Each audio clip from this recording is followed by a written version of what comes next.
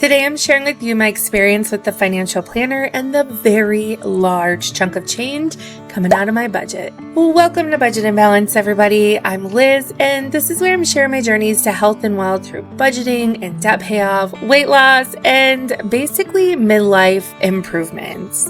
Luna, are you leaving?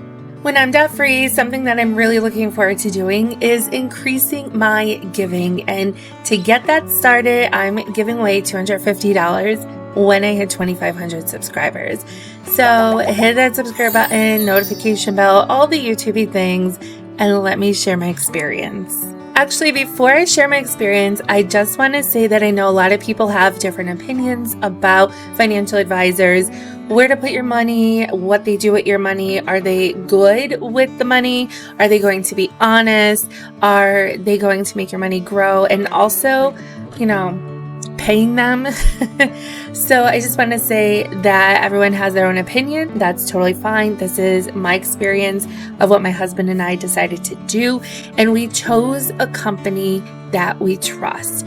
We know people who have had their money with them and have done extremely well. Some of those people are now in retirement and are doing everything in retirement that they had planned to do.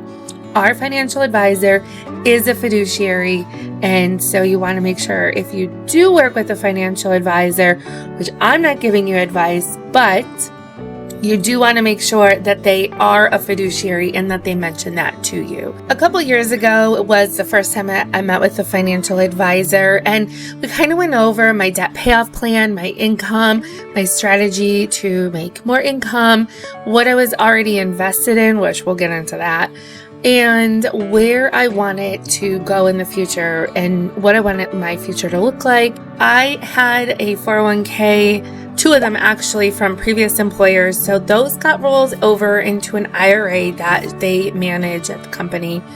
And we realized when I transferred the money over that it was not invested for the last 15 plus years. And so immediately that has now been invested and it has been growing steadily over the last 2 years, which is amazing. When I went in just recently to meet with the financial planner, we reviewed the account and she had started me off at a very conservative option for investing, but it has been growing. And I said, I'm ready. Let's be aggressive as we possibly can. I haven't started investing until my late 20s. So I really want to try to make up some of that time if we can. And she's like, yep, we can absolutely make that change. So I did switch to a more aggressive investment strategy. And you guys could let me know in the comments if you're interested in seeing what kind of investments, what that all looks like. I could go into more detail of what my numbers are, how much it's growing, and all that kind of stuff. So let me know that down below. So right now I'm feeling really good about how my money is invested and what has happened to that chunk of change from the previous employer. We also looked at my pension. As I'm a teacher here in Pennsylvania, it is basically a requirement that you are invested in the pension system. So that is 8% of my income. It's automatic. My employer transfers it automatically. Unfortunately, I can't take that money and move it over with my financial planner. It has to stay with the state pension fund or association or wherever it is. I forget what it's called, but there's a contract and all of that. So it has to stay with the state and I have to invest something. So I'm at 8%, which I think is one of the lower percentages. And honestly, that has changed over time because the percentage for newer teachers, I believe, is much less. Not my experience. I really don't know much there. Anyway, we looked at what the pension was, how much of my income it was, the potential for growth from now until retirement, just to ensure that it was a good chunk of change and to decide how much more I need to be investing. She said it looks really good and mostly teachers do pretty well with their pension. So anything I do beyond that, also considering if there's Social Security when I'm older, I should be in a really good place. Well, I shouldn't say my husband and I should be in a really good place later on in life. The other thing about the state pension that I learned is that it is insured up to a certain amount. So even if it's a year, let's think back to 2008 when the stock market just tanked if we have a year like that when I'm near or in retirement, I will still get the pension that I'm scheduled to get at that time. That it is insured. I don't know how that works, but basically, if I'm scheduled to get $1,500, that's what I'm going to get because of it being insured. Unfortunately, not everywhere you invest has that insurance with it. But again, I am part of the state pension plan for teachers, so it works a little bit different on that end. My investments with the financial planner are not going to be insured in the same way. I think Luna is watching my hand. She's back. So after we talked about my state pension, we talked about where I was with my debt payoff plan. She knew that I had a lot of debt that I was working on, and that when I was done with that, I would start to invest more heavily. She could not believe how much progress I have made on my debt payoff. She said, a lot of people say, yes, I'm going to do this. We're committed. We're going to be aggressive. We're going to get it done. And then they fall off track, a couple months later. And she said not very many people stick to their plan. So I just want to say a shout out to everyone out there that is sticking with their plan. Sure, our plans look like this, but overall, if you just haven't given up 100%, you are doing so good. Keep up the good work, everybody. If I was a single person, probably would not be paying off my debt as quickly as I am. So I do recognize that. I say that in almost all my videos when we talk about my debt, that we are a dual income household. So if you're not a dual income, it might take you a little bit longer, but don't give up, okay? You will get there. And the more you stick with your plan, the easier it gets to say no to things, and the faster you can see your balances come down, and then you start picking up more momentum. I will say this, when you get to the end, it is, I don't know about anybody else, but for me, it's like I'm really anxious about getting to the end, and I'm like, what can I sell? What can I sell around my house? What can I do? How can I make more money? Anyway, I'm off track. Let me refocus. A lot of people say we're going to do it. We're going to pay off debt. We're going to be debt free. We're going to live debt free. And they just don't. And so anybody that is doing that, you're doing amazing. Keep it up. You're going to make it, and you're going to have so much peace of mind. So we are going to go back, my husband and I together, to the financial planner, and we're going to look into a more detailed look at what we want life to look like when we're in retirement, and then kind of reverse engineer what we need to do now to make that happen. She said it's not necessary to do that yet. We'll probably do it in the summer when my schedule is a little more flexible. But I did want to take advantage of being on spring break to meet with her and start setting up what I'm about to talk about. The main reason that I met with her was to start contributing to my retirement in addition to my pension.